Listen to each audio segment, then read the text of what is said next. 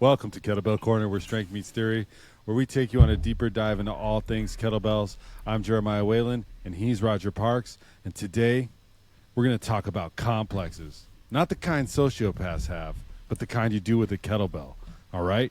And well, I guess maybe we could venture into that realm, but it all depends how Roger's feeling, I guess. We'll see how this goes. Yeah. What we're going to give you is we're going to give you some guideposts to go by, two things you must consider, and a few other inputs we have based on things we've seen and based on things we've experienced. And just know we only upload one of these a week, so be sure to follow, like, subscribe, and all those things. And Roger, how you doing today? I don't know. Okay, I guess. All right, I like that. We didn't. I wasn't prepared for that. We didn't go over that. I know. Before we I like recorded. to spring that on you. Okay. I've already formed my opinion of how you are today, so Okay. I feel pretty good about things. Well, then I'll ask you next time. Okay.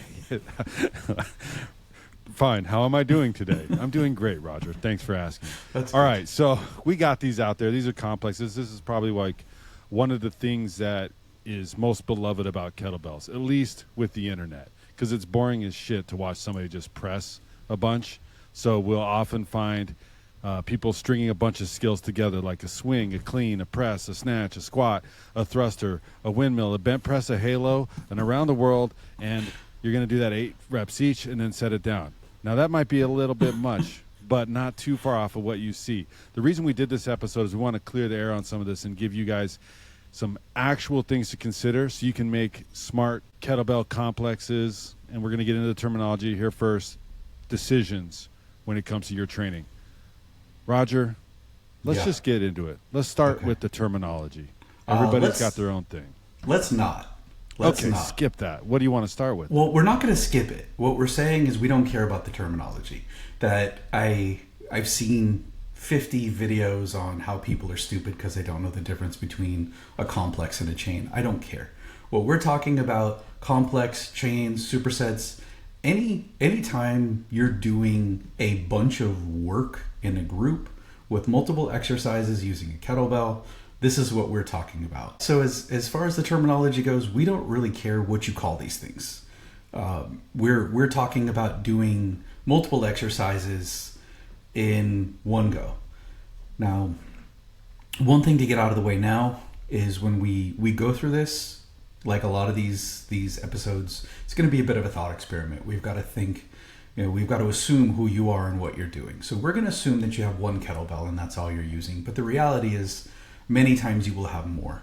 And I think a lot of very simple problems could be solved by simply having 2 or 3 bells and then putting one down and then grabbing another. That's how I do my own work. It doesn't make sense. I mean, even if I'm trying to train grip strength somehow, I can see not wanting to put the bell down, but I could also see picking up a heavier bell too. So don't limit yourself to one. Don't worry about the terminology because most of the time it doesn't matter. Yeah, we're essentially getting that away, and when you see this episode unfold, you're going to see why it's just more about 2 main things and training these particular things and finding a way to do that that's right for you. I just want, since we're not going to be so concerned with the terminology and sense, I want you to know that what you see on the internet could be a lie. All right, we've already covered this in a previous episode about why the internet is lying to you about kettlebells, but what we're talking about is these complexes, and this is something we've been wanting to do this episode for a while, but these people that put this elaborate complex up there and they're like, yeah, do this 8 times as quickly as possible. This is my workout for the day, and they're not even sweaty. And you're like, okay, you didn't do this. And I'll oftentimes do those and be like, wow, this is pretty challenging for me who's been doing kettlebells for quite a while and pretty darn good at them if I do pat myself on the back, which I will do because I have long arms. And passing it off as like, this is a solid workout for anybody and everybody. There's all kinds of other things that are just unrealistic. So keep that in mind. And when we build these out, is there anything you want to add to that, Roger? Not really. I mean, I guess the idea, if you as a listener are pulling a complex off of the internet and you're saying, hey, I'm going to do this, there are some tried and true complexes that are pretty solid. But just because so-and-so did it doesn't mean it's a good idea. And rather than just doing it, I would recommend that you watch this, think about it, and see if it makes sense for you, because often it doesn't. We were chatting before we started about one coach I saw who, you look back at his post, he was bragging about a particular PR press, and then a few weeks later he's got one bell below in a complex. And I know he didn't get that strong in 2 weeks. And if this is one bell below your PR, you are not doing multiple reps with this bell with other exercises strung together for multiple rounds. You just aren't doing it. So yeah, you might have done it for the video. Yeah, you did it for the video. Did you do this complex once? Yes, we have evidence. That's but the video did you proof. do it exactly? Did you do it? Did you do one set every day for 12 days? Maybe you did. Probably not. You probably just did one, recorded it, and then told everybody, "Hey, this was my workout." So just as it's kind of a buyer beware. If you're pulling in a complex off the internet, there is a solid chance that there was some shenanigans going on there. So don't just assume that they're good, because at least half of them are not. All right. Well, now that we got that out of the way, those crummy assholes, let's talk about the two main things that we would consider, and we do consider when we're creating complexes or about to attempt them. Number one, it's what is your goal? So, Roger, what does that mean? Does that mean like my goal as far as training, or my goal for the complex, or a little bit of both? What is that? Well, if you're doing a complex, if you have a goal or you don't. So if you have an overarching fitness goal and complexes fit into that, then that complex should have a particular goal.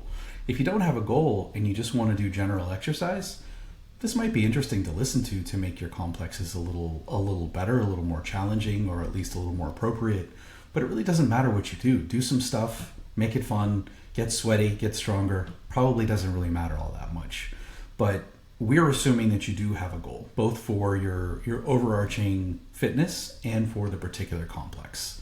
So if you are thinking about, okay, what is this goal, and does this complex conform, you're going to have to reference that first question over and over and over again. If your goal is to build up strength endurance for your legs, and then you're doing one squat, one press, and then some push-ups next to the kettlebell, I'd say it's not going to be a great complex for you to achieve your objective. So you always want to go back to that first point.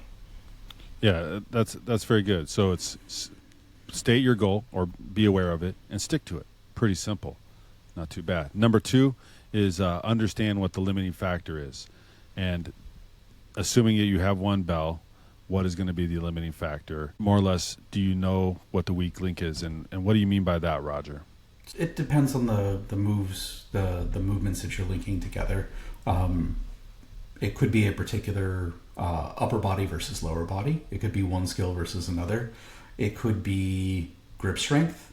It could be muscle endurance. It could be cardiovascular endurance. Whatever it is, when you start stringing these things together, something's going to be underloaded, something's going to be overloaded. It's just the way it works with these things, unless you're setting the bells down and being really intelligent about it. But the reality is, if you're doing a mix between upper and lower body, your upper body should be stronger than your lower body.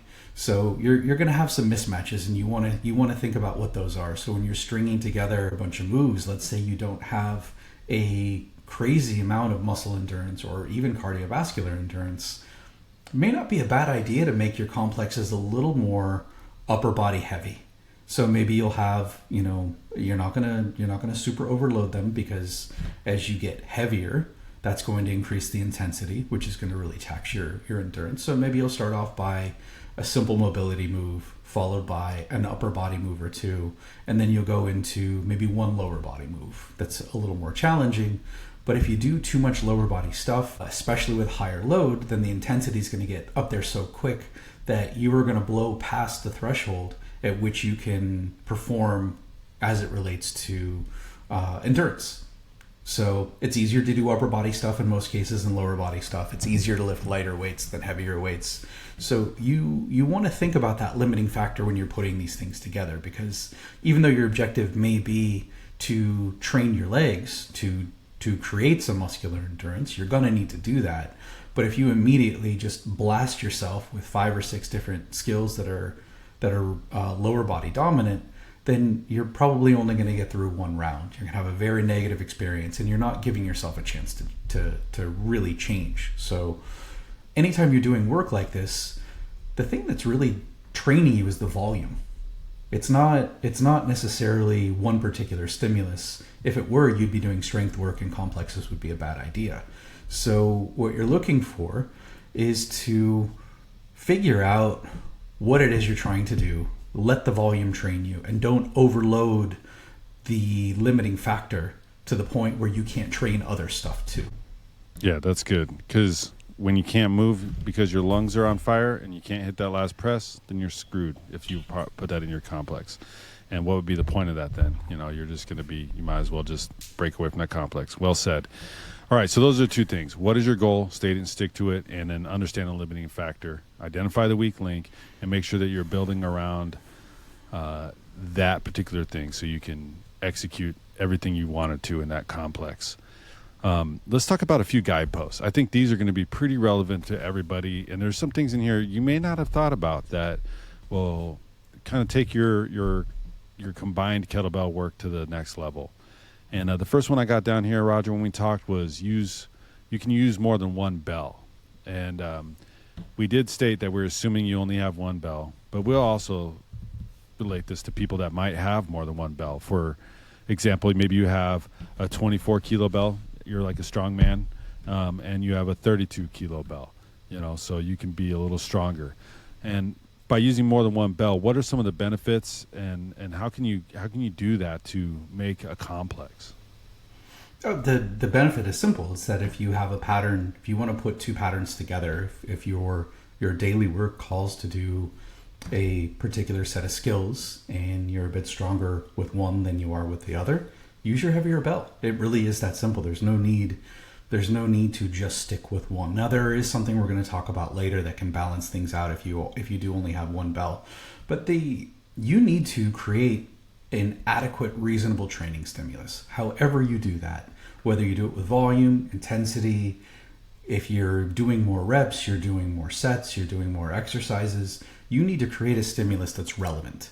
So if I'm doing presses that are perfectly adequate to stimulate growth or strength in my upper body, but I don't have enough load for my lower body, then it makes sense for me to pick up a second bell if that's what I need to do.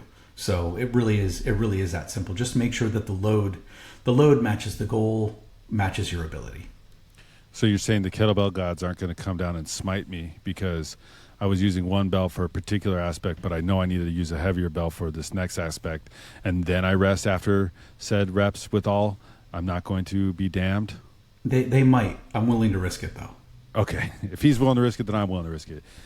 You can tell he's a rebel. Now we got the next one in the guideposts is grouping like movements. So we talked about this idea of buckets, and what are some buckets that you would create or have people create? I like to think about a few basic ones if I'm working complexes and really just designing programs in general with kettlebells.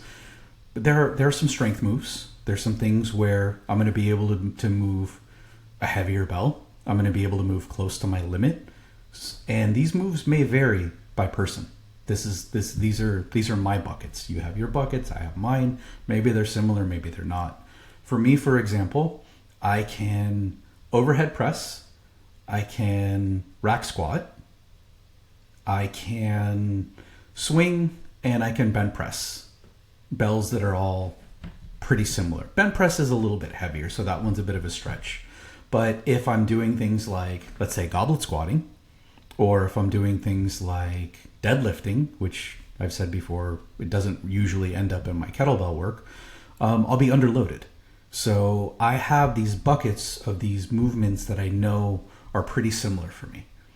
You can make an argument for putting all of these different difficult movements in a different complex, but you would have to have multiple size bells. So if this is one bell, you're probably going to want to use that same bell for all of these moves. So for me, for example, I can, if I'm looking to increase my overhead press, and maybe I go a couple bells off. Let's say I'm working to press a 48. Okay, again, this is me. These are my particular bells, my particular skill set.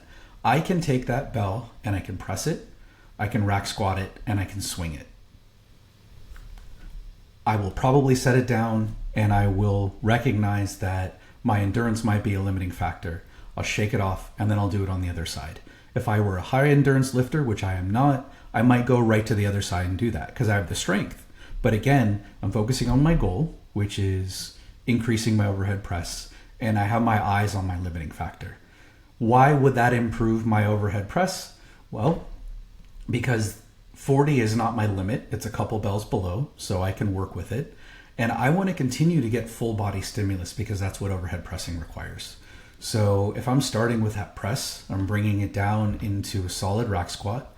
Similar, my stance is going to be different, but similar components, similar rules.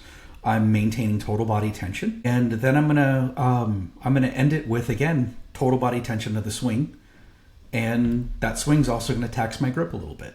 But I'm only doing one at a time. So for me, this is, this would be a chain. Okay. But for me, this is. We didn't talk about terminology, so. Sure. So now I'm getting. I know, I'm sending mixed signals. Yeah, you're sending way mixed signals. But for me, this would be how I would design that. And that would be something that I could do to get in some work for some other body parts to chase my goal of improving my overhead press while keeping an eye on my limiting factor. And then I would do it on either side. And I would just set my volume. I would have probably either a predetermined volume or I would set an RPE. I would say, okay, and for those who don't know, it's rate of perceived exertion. It's usually a scale of 1 to 10. So 1 RPE is you're not doing anything. 10 is the most you could probably do.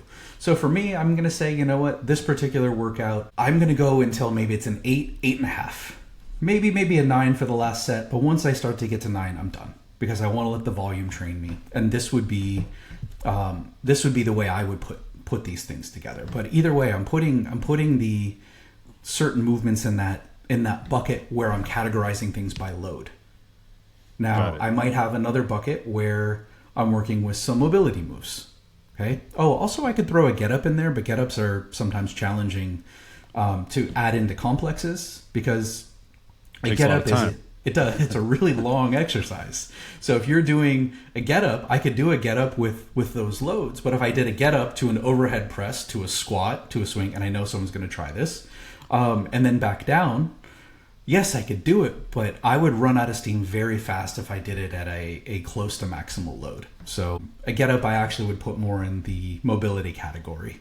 Yeah, because then it's going to infringe on a limiting factor at that point, because that endurance or being able to get that heavier bell overhead, if your goal is to increase the press. You see how this goes together, folks? This is brilliant. So I probably don't do a complex with a get up anyway, or what a lot of people like to do. Yeah, because you're a get up hater. They like to do presses in the different steps of the get up, which can be really challenging for your shoulders. Yeah, that's and if that's something you're trying to do, cool. But so I might have other moves where I'm doing stuff that is mobility, more like a halo, or some odd angles like a side swing, suitcase swing. Maybe I'm doing some ballistics in a 1.5 stance. I'd put those in kind of their own little bucket, and I would do them with their own thing.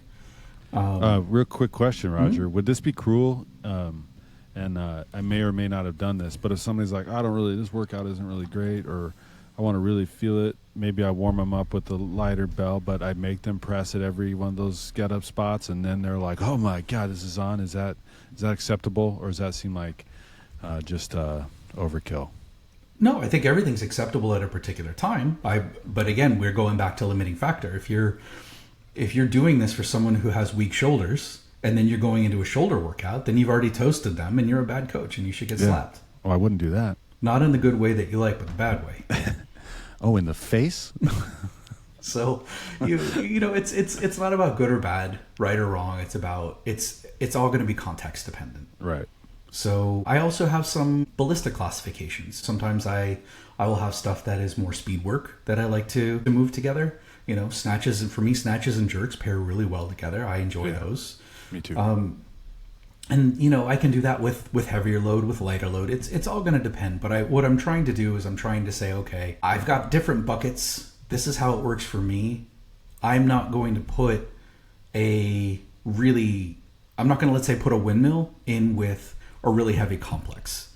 Maybe it's in someone's skill set. Personally, I think windmills are generally done with moderate to lighter weight, because you can really explore ranges of motion, and it's a bit safer with lighter weight. But some people may be really proficient and they can throw it in there as either a filler or even a rest, to be honest. Sometimes you can do moves like that when you get really good at them.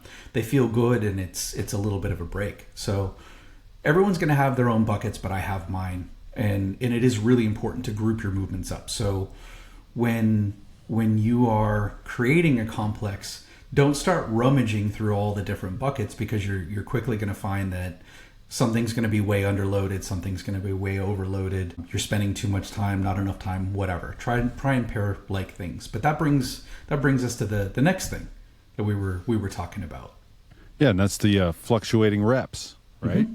So this is essentially, when you take that, if you're working that upper body and you don't have you have the load sufficient for your upper body, but you don't have the load sufficient for your lower body, you're going to add more reps to that. So say you're doing 2 presses, Roger, because you can handle 240 presses.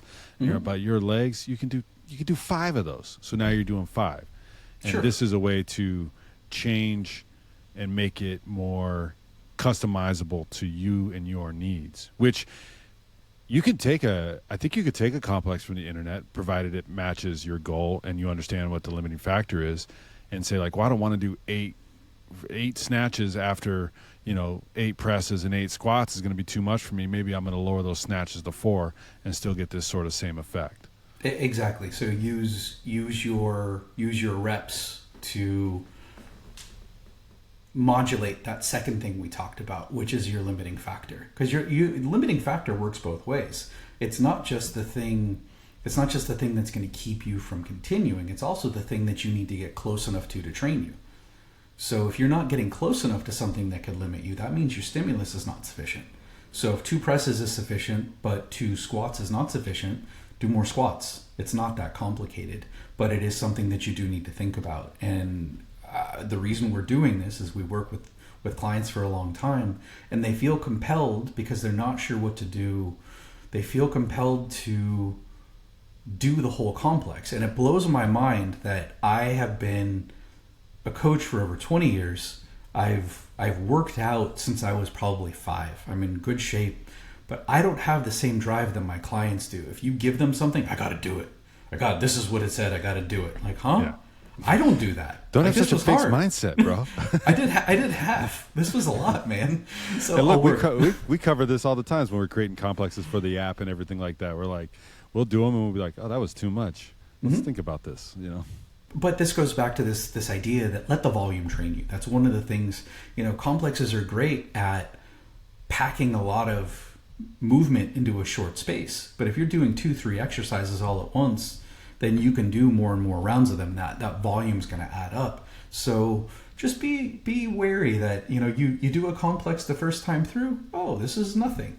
And then you do it the 5th time through, like, oh, wait, this is starting to be something. And it's the accumulation of work. That's what's going to train you. That's what your body's going to walk away from. I have been stressed so much that I need to change so I don't have to suffer like this again. I'm going to get stronger. I'm going to get more endurance, whatever happens to be. All right. So that's a pretty simple one. And the next thing we have is time, which we thought would probably be everyone's most limiting factor. But how do we factor time into the complexes, Roger? And I'm not talking just like how much time you have to do them. That could be one thing, but... what we're really talking about here is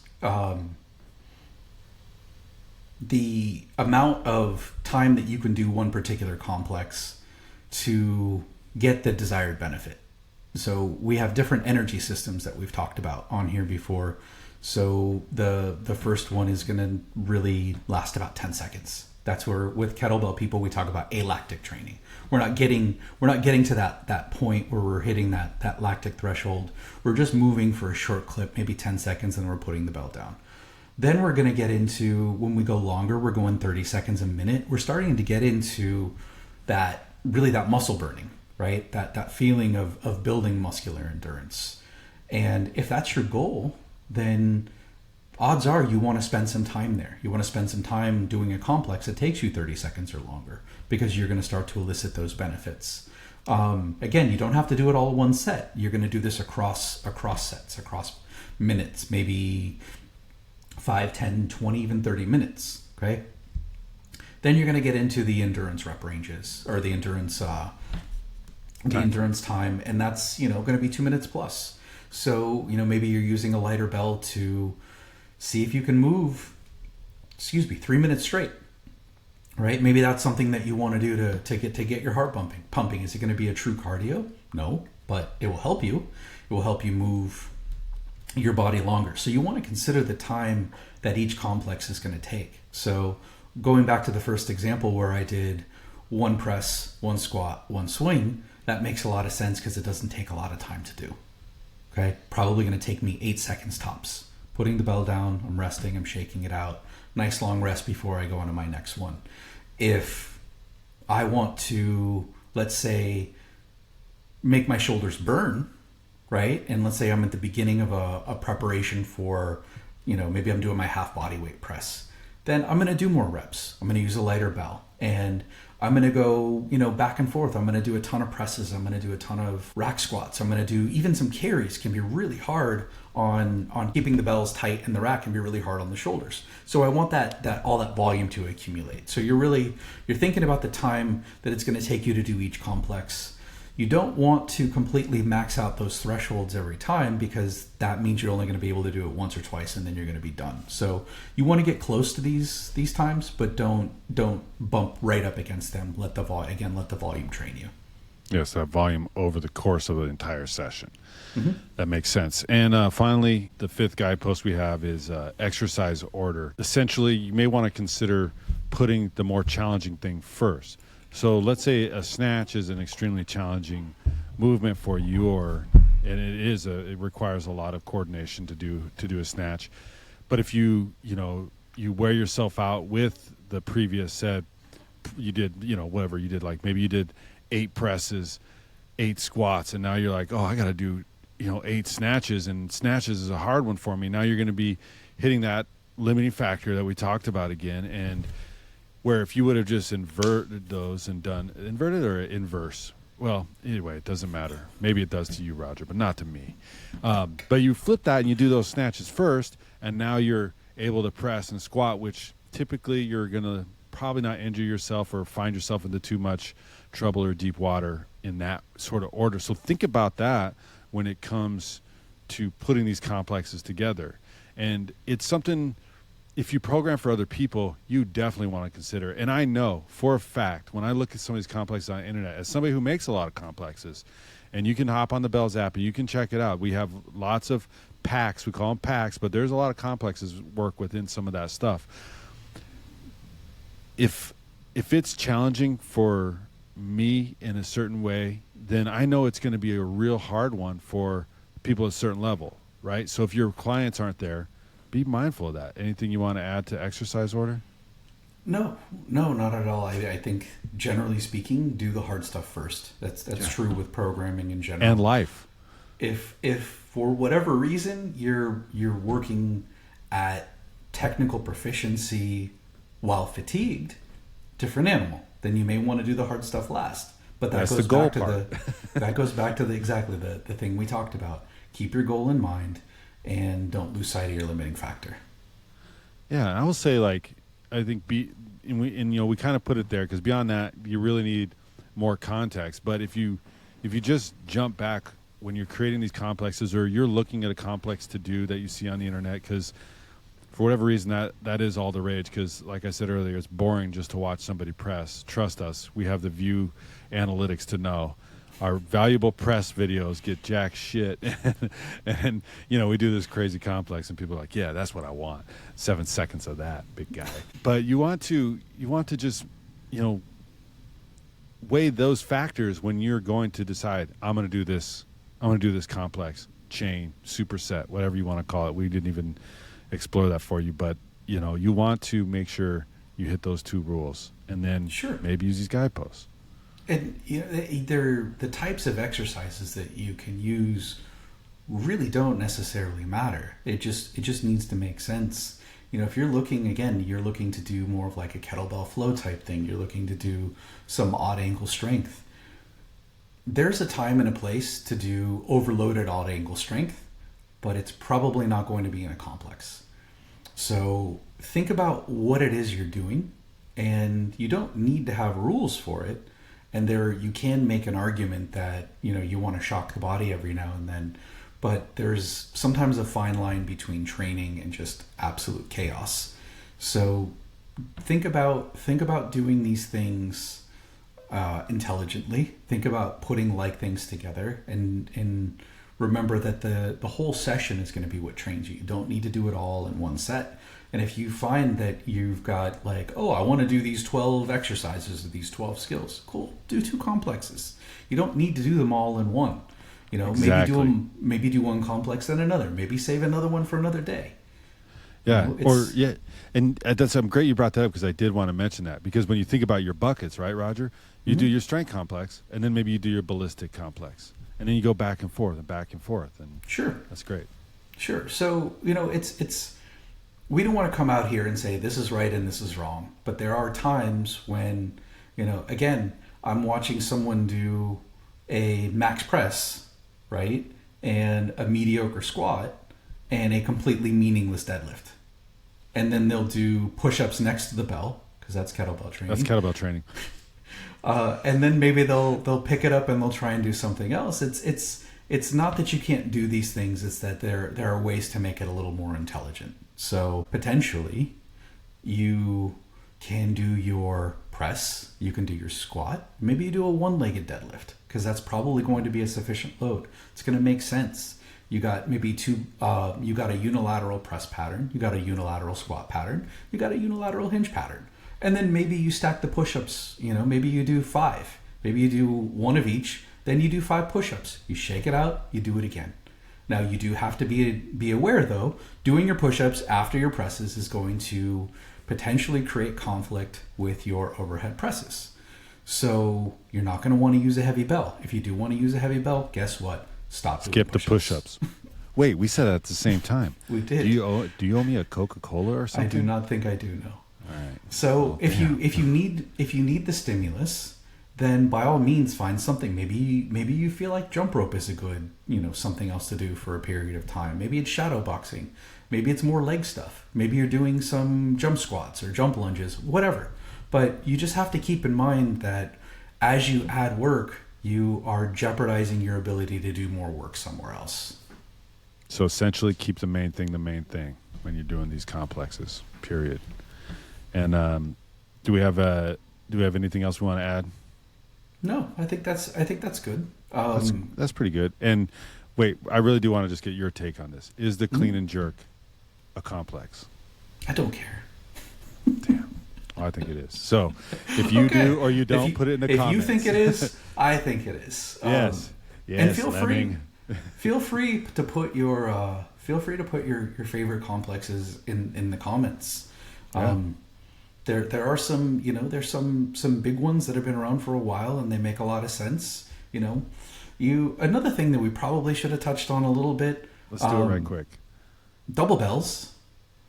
All right. A complex may make sense with single bells, but it does not make sense with double bells, because sometimes double bells mean more than twice the work, just in terms of a whole systemic load and fatigue. So keep that in mind. Yeah, don't assume that, I did it, I'm just going to get this done with double bells because I'm going to get both sides done at once. Like, okay, well, maybe. But your fatigue level will go up, and not discouraging you, because I love double bells. I would much rather pick up 2, get my work done in half the time or even less, and in my experience, get more results. But double bells do change some things for sure. Yeah, and maybe we'll talk about that in an upcoming video. But that being said, I like that idea, Roger. Comment your favorite complexes below, or if you think the clean and jerk is a complex, or if you think we're full of shite, as the Brits would say. And also download the Bells app. A lot of you watch or listen to this on the Apple Podcast app, and guess what? The Bells app is made for Apple, so download it. It's free. Do some of this stuff. These are well thought out complexes in there. Anything else, Roger? Nope. All right. Stay strong.